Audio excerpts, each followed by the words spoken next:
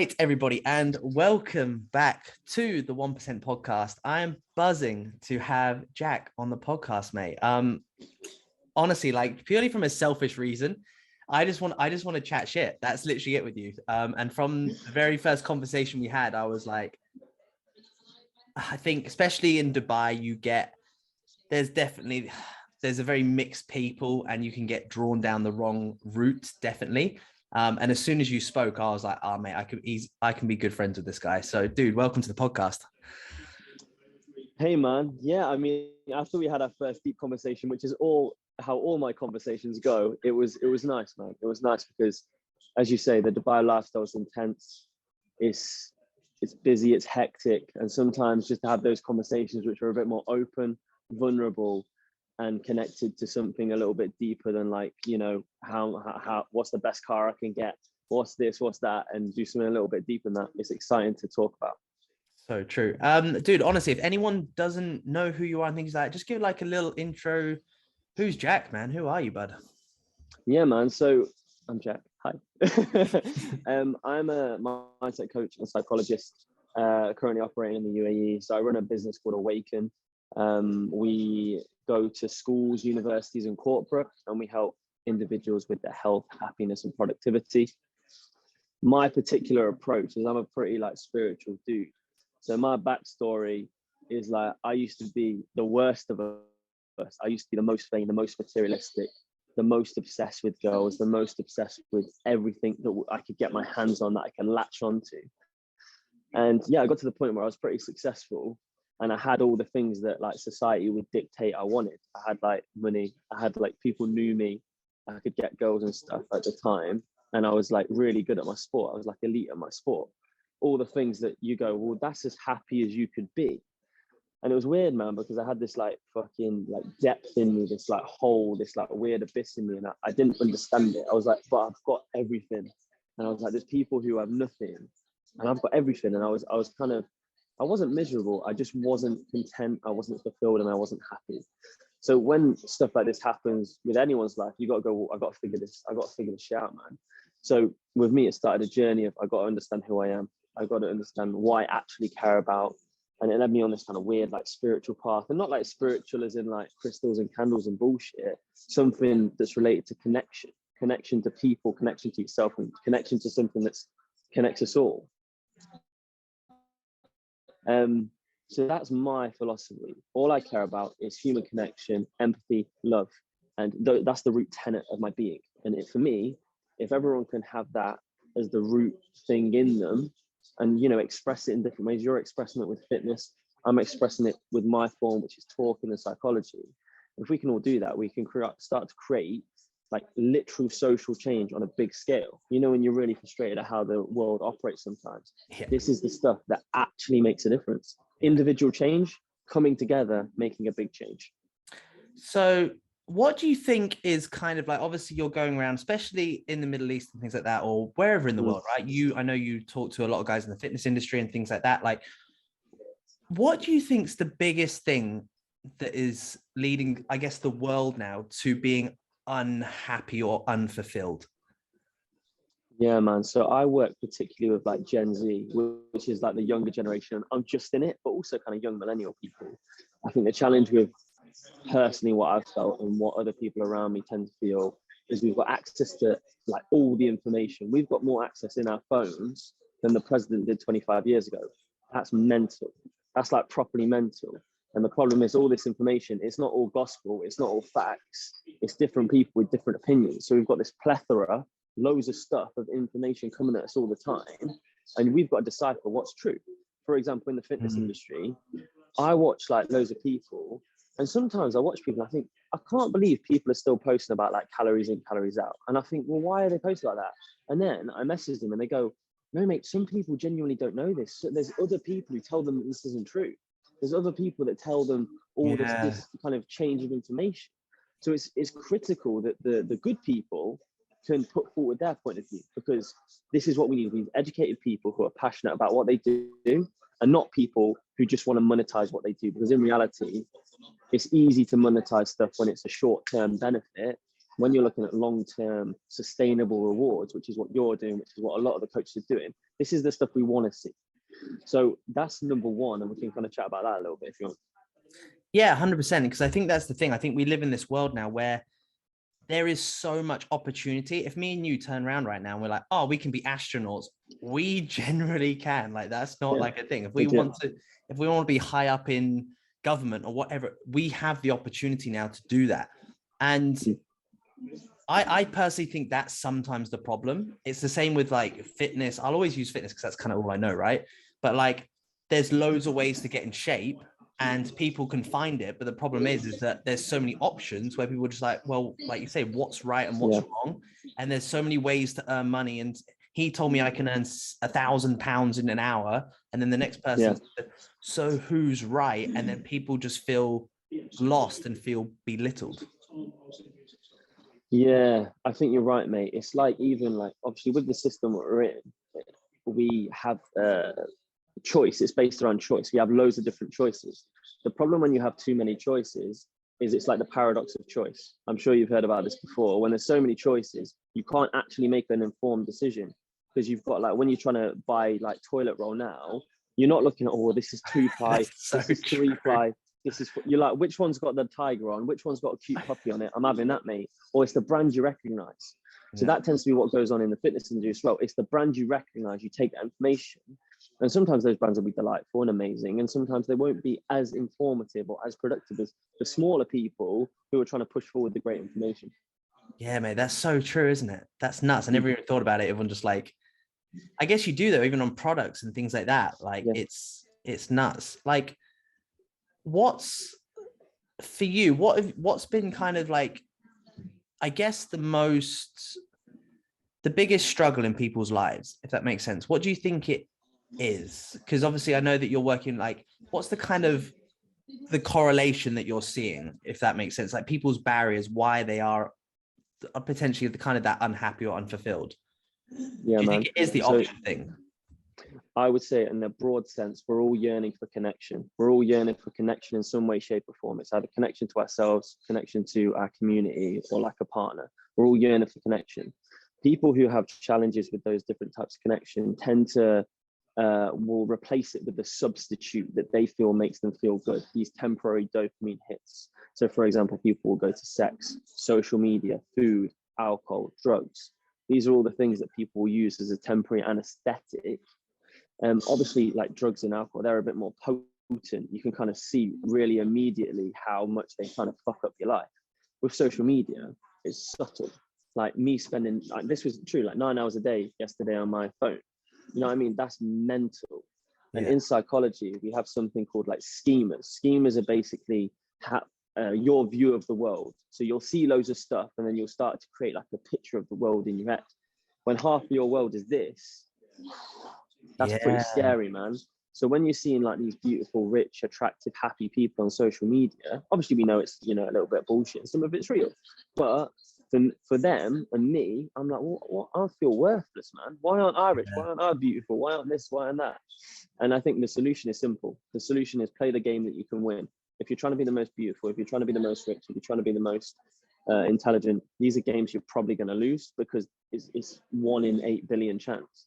If you play the game of becoming the most you version of you, the most authentic version of yourself, which is actually why I like you above a lot of people in the fitness industry, because I know you've talked openly about your anxiety and stuff before. I liked how you were real, man, because a lot of it is like this facade. It's this illusion where you've got this virtual profile, and then in real life you'll meet someone and you're like, oh, you're not the same person. You're two different people, man. And that's one of the big challenges. I think sometimes it is hard though. And like, I'll like thank you for the lovely comment as well. But I think sometimes it is, I've done that before. I'm like, you post things and things like that, and you're like, that's not how I feel. But I don't want to keep driving out stuff where I feel shit either. Yeah. Do you know what I mean? It's that fine line where it is being very honest and open of how you feel, but also you don't want to be like, this is shit, that shit, or on the vice versa, this is amazing, that's amazing. Yeah. I remember like moving here and people just used to hate on it. Oh, like you moved to Dubai and things like that. And it's, I don't know, like, I don't even know where I'm going with this, but it's like, I just feel like there's a lot of well, like you say, like people are living in their mobile phones and things like that, but there is a lot of lacking clarity in what people want from their lives. Yeah. And I think, like you say, it is that some form of connection, but where do people find that? Yeah, man. Out of interest, how do you, like you just said about like finding the balance? Because I have the struggle too, and I think we all do, and I think it will be a forever struggle between being real. So like if you're crying, do you post that on social media? If you have a day where you cry, if you have a big shit and it really hurts, do you post that on social media to be real? Like, you know what I mean? I know it's stupid examples, Yeah, it's but it's the true. gist of like, well, where's the line? Because for me, obviously, I think like privacy in my personal life is quite important. And I know obviously I think you've talked a little bit about you like to keep certain things private because that's your life and you like to keep certain things private sometimes. Where do you find the line? I'm just I think I try and keep. Oh, go on. What'd you say? You I just can't. said, where do you find the line, mate? I think I try and keep, like, at the end of the day, like I maybe like 4 months ago, I kind of had that transition of right, social media is my job. Like, because it technically is. I coach online, so that is my job in a sense. So I try and keep it a lot more around work, if you want to call it like that. I'll let things into my personal life because health and fitness is my life. I live and breathe it every second. But I try and keep it a bit more business and work based. That's literally it. And like, of course, like it's very important to show your personality and things like that. But I'd rather my personality come more out on YouTube potentially and podcasts than I would on Instagram, because I Yeah. think that can lead. It's a short story. How can I expect people to understand in 15 seconds of a fucking story? Do you know what I mean? Like my whole thing. And that's why I'd rather keep it more to like a YouTube and long form content where you can get to know me there, or you can get to know me on a podcast a little bit detailed, because we can chat shit here, things like that. But it is hard. And I think people that I almost want to eliminate kind of the balance thing as well, because I think people just keep trying to hunt and hunt for balance, for balance, for balance. And I'm like, you're never going to find it. I think it's just about, sometimes you've got to run at 100 miles an hour, right? I'll use it like, right, if you're trying to get in the best shape of your life for summer and use like 12 weeks of dieting, 16 weeks of dieting, that's it. You got to go in for that 12 to 16 weeks. That is your biggest sacrifice. And then you can back off a little bit and have some downtime. And then the next thing pops up. I think it's people are trying to look for this consistent thing. Like, I'm like, if you're trying to build a business, don't expect to turn your phone off at 5 p.m. Yeah. You're going to be working late nights and long hours for maybe Yeah, months. man. So that's kind of my gist on it, if that kind of answers the question. No, it does, man. No, I think you're exactly right. And I think it's really interesting what you said there about balance, because you're right. What you said is there is never a solution. You can never be like this. You can never be happy all the time. It's always this kind of war. It's always this warped. You're always going to go up and down, and you're going to need to put different levels of energy in different parts of your life. That's like super important. And I think it's interesting because obviously with my generation, you've got some people who are really, really driven. They're like workhorses. Productivity is key. Da da da da da. And then you've got some people who are more people who are looking at the broader sense, and they want stuff to change so they feel more comfortable. For me, I definitely understand that pain, sacrifice is required in my life, not only to do great things, but also to make me happy. Yeah. I just sit on the sofa and I'm eating Domino's and watching Netflix. I'm super comfortable, man, and it feels good and I feel all right. Am I going to do anything that's good for me? Am I going to do anything that's good for society? Am I going to, feel happy about it for a longer sustained period of time? Obviously not. So we need that like constant dichotomy of like balance between our lives. It can't be this linear pattern. It has to be this reverberating, okay, we're going to have good days, bad days. And we just got to try and not get carried away with the highs and not get dragged down with the lows. And that's the key. Yeah, because that is just life, isn't it? I always say this to people that I'll always make it a bit more clear about it now. It's like me being a coach as well. It's like it's like when the momentum's there, it's like when you're feeling good, momentum's there, you're motivated, all this. I'm like, great, run with it, because eventually it'll kick you in the ass. Eventually, you're not going to be motivated. Yeah. You're going to have a shit day. And for me as a coach, I'm like, that's when I want to step in, because that's when you need the support, right? Sort of thing. So, I think are we good? Yeah, we're good. Can you hear me all right? I'm in, mate. All good. Yeah, you're good. It's Yeah, fine. perfectly. Yeah, 6. Cool. It just crackled up. Completely forgot where I was going with that one. So it's cool. I love it. Keep it raw. So it's fine. When you talk about kind of the generation, what generation? Well, so you said your generation. I don't know much about it. Like, so there's millennials, and then your X. Mate, I'm Gen Z, mate. Just about. So what's the what? Because how old does that make you then again? I think you're older than me. Right? I'm 25. Oh, okay. So I'm older than you. So, Yeah. but am I a millennial or not? Yeah, you're a millennial, mate. You are. You're a lemon. You're an olden, mate. Okay. So what's like? I always think as well. Like, I think anyone under the age of 30 almost now, that because we live in such an incredible world, they almost are entitled. Oh, Yeah, I've worked really 100%. hard for a week. I've ate really well for a week. I should have this. I'm like, no, it doesn't work like that. What's kind of I don't know much about it. Can you explain kind of the Gen Z and like all this sort of stuff? I don't really know much about it. Yeah, of course, can, man. So Gen Z is from 1997 to 2010. So it's quite a broad age range. So like the maximum end of it will be 25. And then further on from that, anyone like from 1996 and beyond, that's millennial. I can't remember the exact boundary. The reason that I chose that age group was because we are the generation who have been most heavily affected by the digital era. So it's digitalization. This includes social media. This includes the access to information that we've been talking about. What you've said is so true. It's like, and it gets quite deep, some of this stuff. So I'm going to try and keep it on like a pretty like basic level, just because it you get deep in the depths of cultural psychology and understanding how the world works. Yeah.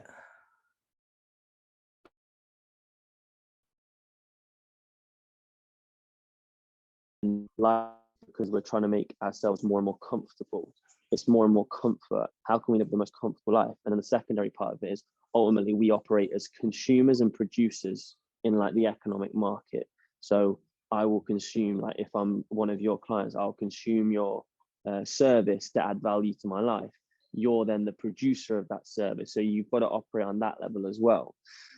Then when you start to operate on these weird levels, you start to lose what makes us beautiful, which is the fact that we're human beings. We have something beyond just the binary ones and zeros. There's something beautiful about it. I'm sure you meet people in your everyday life and you just think, wow, you're like such a good human being and you enjoy conversations. I'm sure you see physical beauty, maybe in your partner or whoever you're with, like, oh, wow, you're a beautiful human being. There's something beyond binary. There's something beyond just the basic.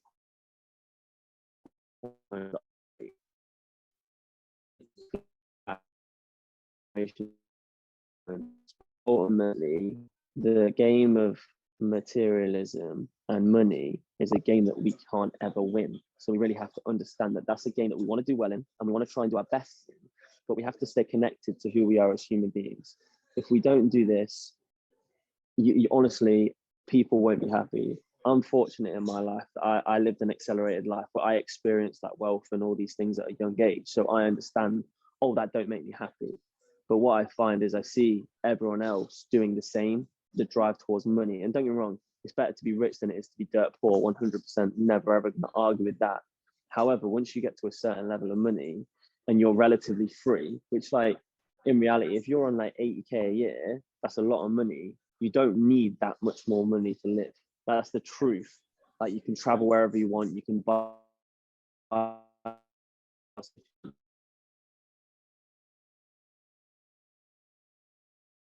leading towards that. I think that's really feasible aim for a lot of people to earn that much money.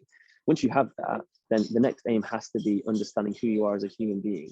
Who is Brandon beyond the name, beyond the boy from the UK, beyond the tan and the big muscles? Who is that person? Who is the person? Who is the awareness? Who is seeing the sights? Who is thinking the thoughts? Who is reading the words? Who is hearing the words? Once you can start to connect with that, which is pretty deep, and people be like, oh, it's all spiritual airy fairy bullshit. But once you can start to connect with that, you can start to realize that if you lose everything, you can still be happy. Because for me, what's important is I know all this stuff can be temporary. I know my business can crash. I know, with all the stuff that's going on in the news at the minute, stuff can change rapidly. So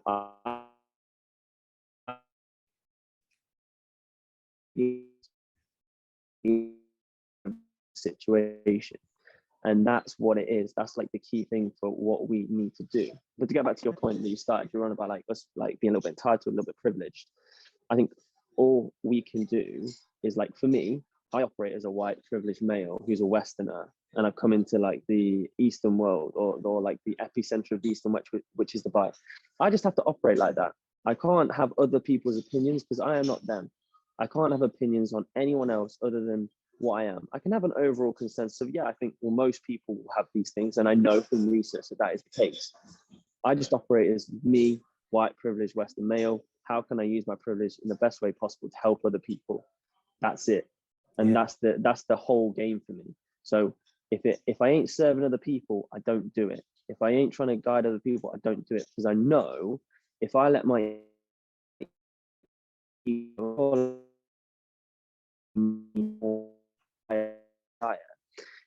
that take over, I know where that leads, and it might lead me to money, but it certainly does not lead me to happiness. And for me and anyone who's experienced like depression or anxiety, you realize this ain't a good place to be. And if you're only driving like material stuff, you're heading down a slippery road, mate. So you need to connect with something deep in yourself, and really understand who you are beyond the car, the money, the house, the fame, whatever you have. You have to connect with something deeper in yourself. Otherwise, you're gonna never ever fulfill your potential and realize who you're meant to be. Yeah, I think you nailed it there. It's almost stripping the human back to like, who is Jack, or who is Lily, who is Jess, whoever it is. And I was watching what was it, Ozark, the other night, and playing like catch up on it, and he literally goes, Marty, what do you want? And he gave the wrong answer or something like that, and he just like chucked him back in the cell. And it's a really good kind of, I actually thought about it when I watched it, and I was like, what do I want? Like, if someone just asks you, what do you want from life? Is it a new car? Is it whatever it is? And like, you almost need to have the door slammed on you, but like, no, that's the wrong answer. And I actually like to hear, I think people want all these things because it will bring them happiness, like the cars, the money, and all this sort of thing. But actually, like you said, it's like, well, when you earn 80K a month, but what's the difference between 80K and a million? There isn't much. You just go on a fancier holiday, you have a nicer watch, and then maybe you have some nicer shoes. That's literally it. Otherwise, you upgrade from a 2-bed apartment to a 3-bed apartment. Otherwise, nothing changes. I think that's the biggest thing. Like, probably me and you have noticed that, like, moving out here and things like that, like, we've done quite well, I guess you can call it, at a younger age.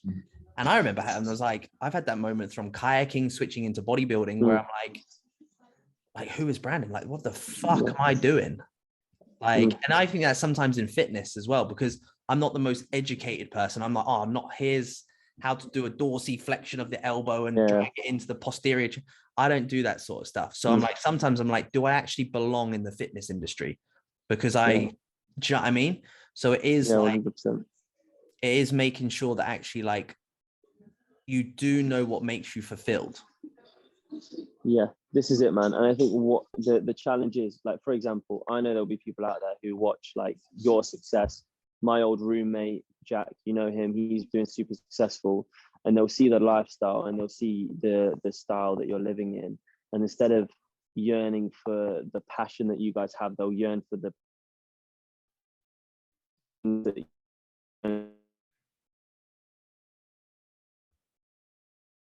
work with. They try and monetize their passion too quick.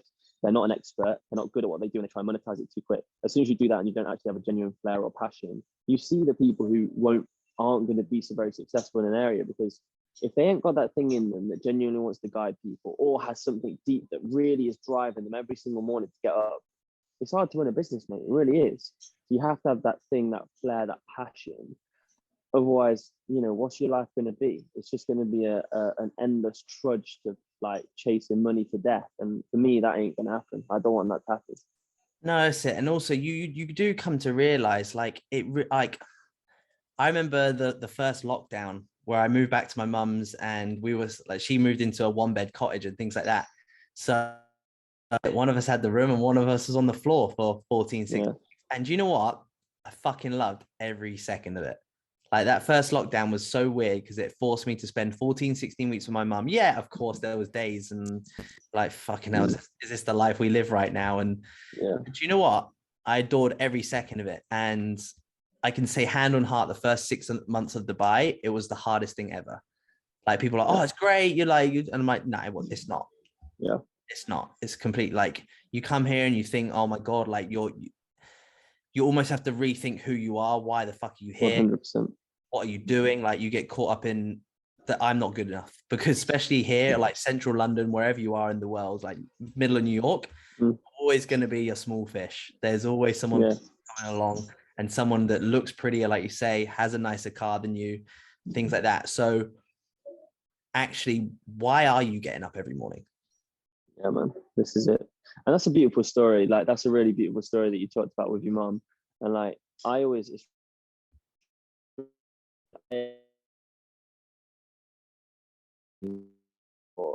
never in my head I think about anything that's material. I always think about hugging my family members. I always think about running with my dogs. And I always think about giving talks to other people. These are the things I'm really grateful to be able to do. And it's interesting how in those moments where I'm genuinely in myself and real, I ain't thinking about driving my Lambo on Route 66 down, like with the rooftop up with 3 girls in the car. I'm thinking about like something more like gentle and beautiful. Like I'm thinking about really, really gentle things. Like for me, when I started to move to Dubai, I went straight to the marina, as we all do. And I lived the lifestyle of it and I liked it for a bit. And then I realized it was hard because I didn't fit in, because I'm someone who, I don't drink, like I don't like do anything else. And I'd rather like separate myself from it. But now I separated myself and I moved a little bit further out, and I moved away from, like, you know, when you have a nice place in Dubai and you're like looking over the palm, it's like expensive, man. And for me, I felt like I wasn't motivated because there's a great like quote from a boxer, and it's something like, how can you expect to do a 10K run in the morning if you're sleeping in satin sheets? And that's how I felt. And now I quite like the lifestyle of, I'm getting a new place in like Damak Hills soon, like a villa, but I like the idea that it's like, I live in the trudge sometimes. Like sometimes like I sleep on the floor with a mat. I just do stuff because I'm like, I like the idea that I'm still hungry. I'm still grinding. I'm never gonna like be the finished article. I'm never gonna be the finished product. I want to be in that mode of like, oh, you know, I've got to feed my family. Like I want to be in that mode forever. Yeah, that's great. And so I had the same conversation with someone the other day. It was like, I think it was saying, like, I don't know who it was. I think it was a new coach that was kind of like he was starting online coaching, things like that. And he was like, oh, how do you get people in good shape? Like, how do people want to do photo shoots, and how do people want to get in incredible shape? And I was like, do it. Like literally do it, and put yourself in the trenches of suffering, of dieting to the extremes, of doing all the cardio, of doing all the low food and things like that. Because as soon as you put yourself through it and what's that typical thing, like walk the walk or something like that, or like something along those lines, like like you said, put yourself in the trenches, know what suffering feels like, know what hard work feels like. And as soon as you do that, and again, like if you document that, 100%, like people will want to, because you've done it. And also it's like, if I gave you a training program and I'm like, right, do this and this intensifier and this horrible, disgusting thing that's make you sick, I know exactly how that feels because I've buried myself doing exactly the same thing. And like you say, keeping the hunger, it's like, it's the same sort of thing. Like I'm actually going later to JVC because I want to look at some new buildings over there, because I'm like, the marina's nice, but I'm like, I'm ready just to kind of like get out of the area. I know what you mean with the marina sort of life, 100%. It's like, it's gorgeous, but you're like, I just need a bit more dirt. If that makes sense. Like, yeah, it pulls you in. The marina pulls you in hard. It's intense. You get a call and you're like, let's go out. And it's hard to go, no, I need to work on my business and I need to work on myself. It's hard, man. It's super hard. So I think it's definitely a good decision to make. But what you said earlier was really, really important, because you said like, just do it, the classic Nike slogan. It is kind of the case, but I think people, in reality, I want people to explore. I want people to explore how they feel. I want people to explore their bodies. I want people to explore everything. Because once you explore, you start to realize what you like. You start to realize what you don't. When people go to the gym, they will realize how it makes you feel. they will realize the cathartic effect that it does something to your body. It does something to your mind. The ability to, like, I see your training videos and I get worried sometimes because I think your head's going to explode, mate.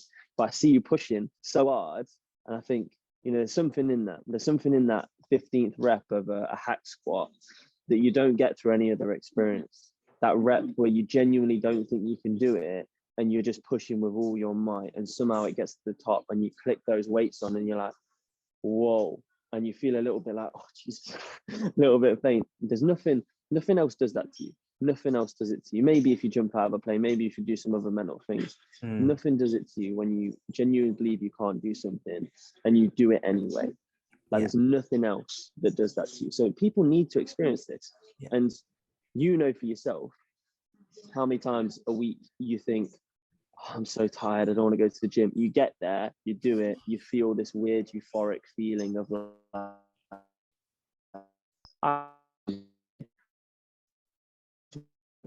exactly what I knew I could do. Because, mate, we both know it. The human potential is limitless, literally limitless. There's nothing we can't do. Most people are so inefficient with their time, they're inefficient with their mindset, they're inefficient with their energy.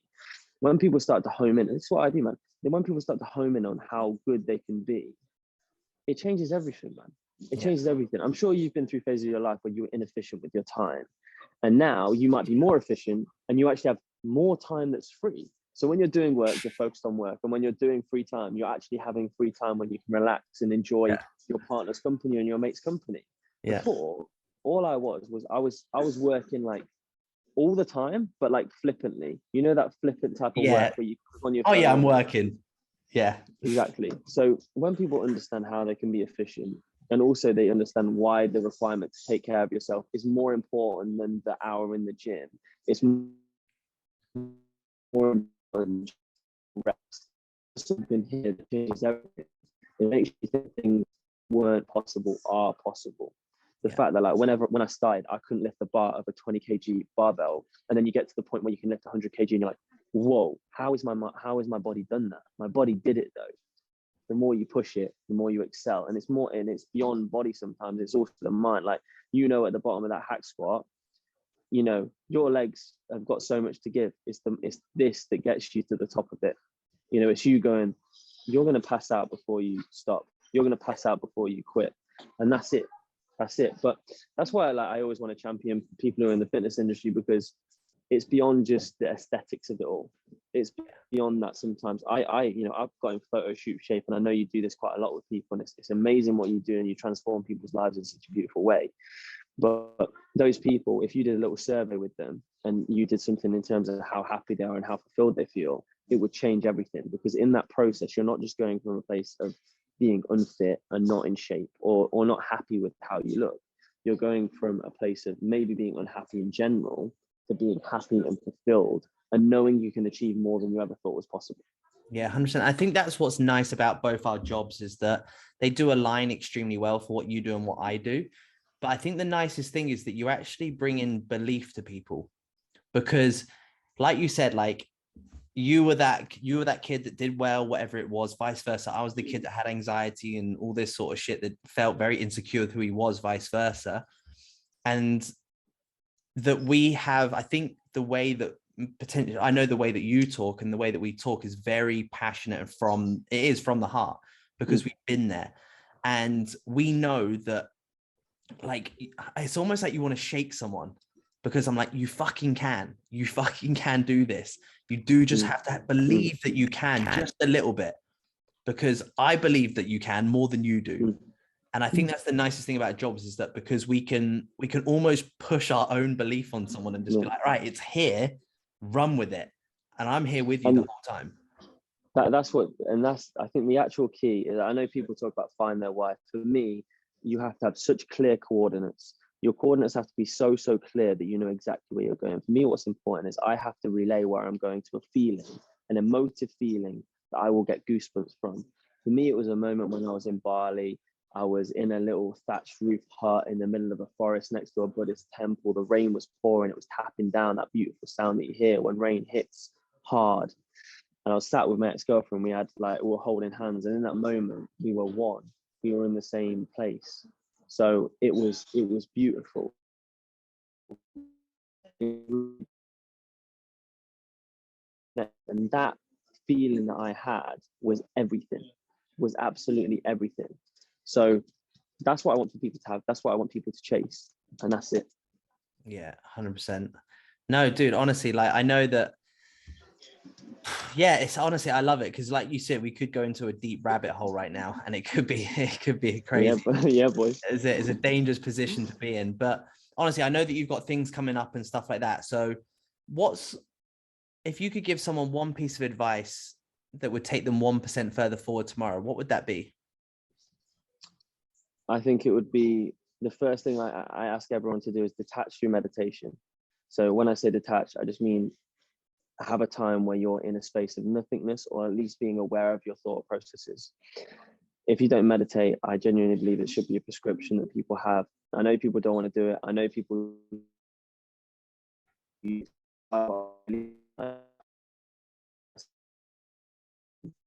taking the first step. Every single person who will ever meditate will have the thoughts that go somewhere. Oh, I need to do that later on. Oh, why am I not doing this? The aim is to return back to the breath, return back to who you are. That is essentially the game of life. It's returning back to who you are, even despite all the external stuff, the external gump. Meditation is the absolute first thing you need to do. Beyond that, you can start to be aware of the world. And then from that awareness, you can start to explore ideas and understand what you truly care about. For you, you've had a beautiful journey. You realize fitness. Oh, this is that thing. For me, I understand what I want to do.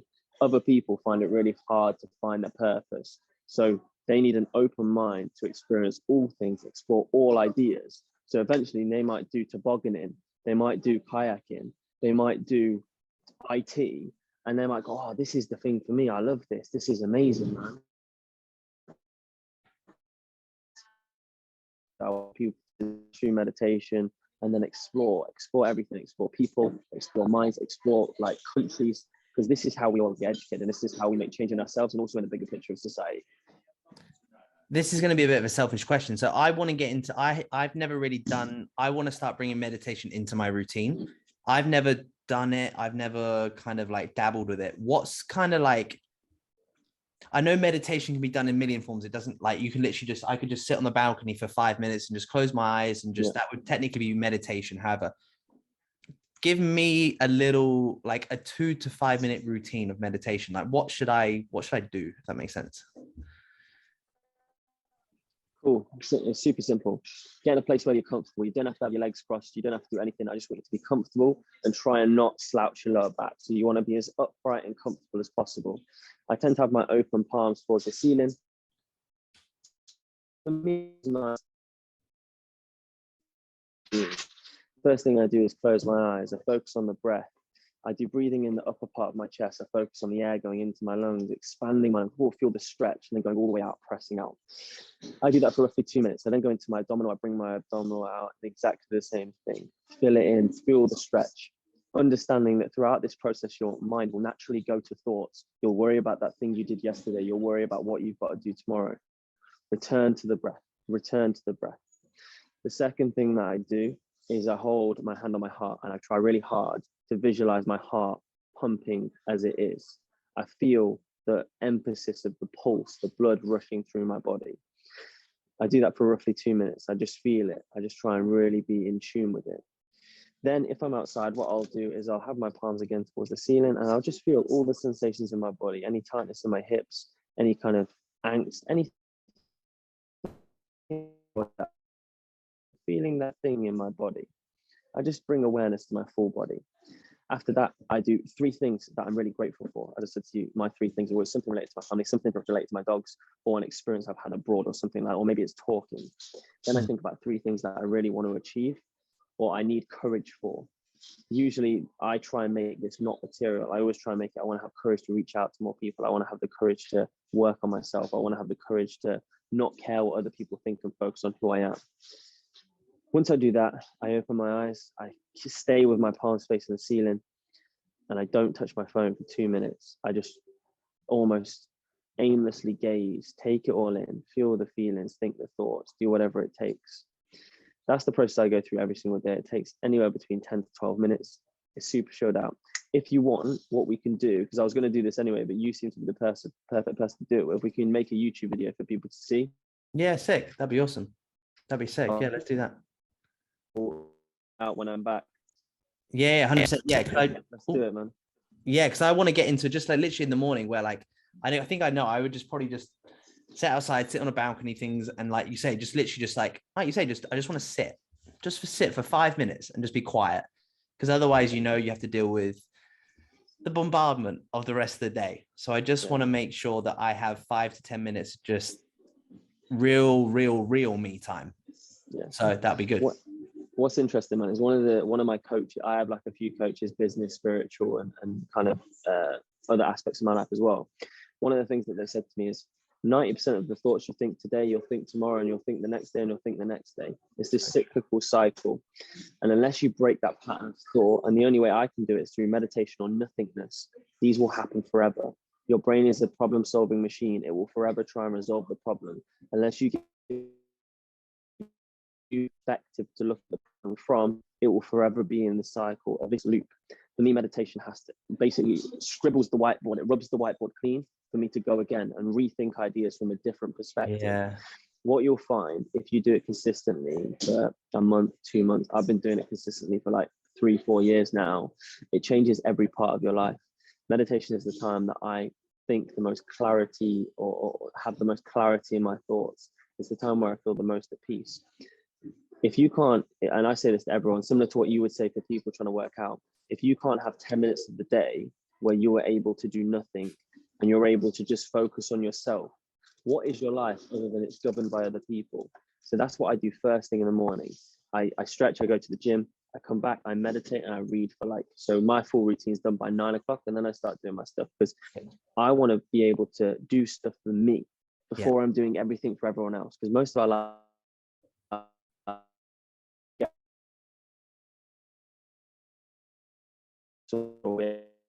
partner or something else, we don't have time for ourselves. In order for you to take care of others, you have to take care of yourself. We all know this. Take care of yourself, do the meditation, be in your own kind of spirit for that moment. Then you'll find your life will completely change. It's something that universally happens with every single person I've ever worked with. Yeah, that's it. It's so true though, isn't it? Because you kind of I think we are very similar, like-minded people. I'm very much right by almost 10 a.m. my day is technically complete. I am done.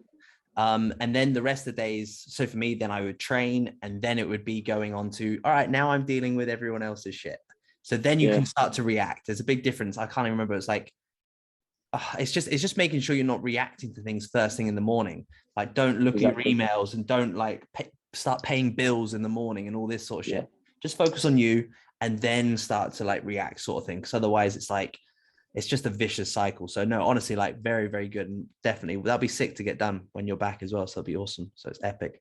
But no, man, honestly, I know that you got things to do, and I'll let you crack on, but where can people find you? Where can people stalk you? Things like that as well. Cool, man. Yes. So I have an Instagram page, which is awkn.me, awaken.middle east. That's where I'm currently starting to put more content out in a minute. I had a lapse for a while, but now I've got big plans like you have with YouTube. And we're doing this amazing series in April the 1st. I'm flying 2 of my clients out from the UK, and they're coming to live with me in the villa in Dubai. Sick. And we're doing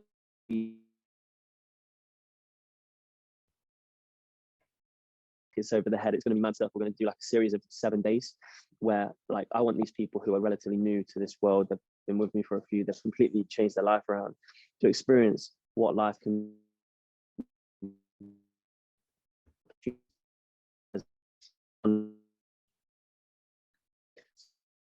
in my Instagram. My main Instagram is Jack Heyworth 3. I'm sure you can put it in the bio or something.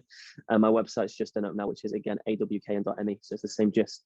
But if anyone ever needs anything just as unsolicited or personal advice, feel free to message me. I'm a pretty normal human being, and it ain't always a sales call with me. I just genuinely want to help people. I'm pretty done with the whole let's try and sell to people. I just think if people at the time where they think change is required and they think guidance is required, then I love if people come talk to me. If they don't, I'm not the person for them. Yeah, no, mate. I think we're on the same boat. So it's absolutely amazing, dude. When are you actually back? When are you back in Dubai?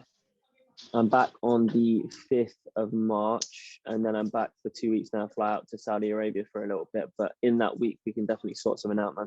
Yeah, sick. Are you doing is that the massage stuff in Saudi Arabia you're doing?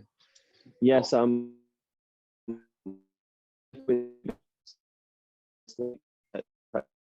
doing it's Oh, beautiful, mate. It's a little palm tree orchard in Alula, and yeah. it's like the most beautiful scenic place. So I was like, I can't wait to get on board with that because I just love that stuff. Yeah, that'd be brilliant. That's sick. Yeah, it's good. Yeah, because I fly back on the UK on like the 3rd of April or something like that for like just 2 weeks. So yeah, we'll sort something out in Okay, between. That'll be sick, man. No, dude, honestly, thank you so much for coming on, and I look forward to seeing you soon, mate. brother. Honestly, I'm a massive fan of what you do. I watch your stuff behind the screen, and I love it, man. I think you're doing amazing things, and more important, I just think keep being you, man, because what you're doing with anxiety and stuff is something that's not popularly talked about in the fitness world. And I think more people than they'd like to admit have similar challenges and similar problems, and maybe it's one of the reasons that they got into bodybuilding in the first place. The more open we can be, the more we're people who will keep being open, keep doing amazing things, mate. And yeah, number one, thank you for having me, man.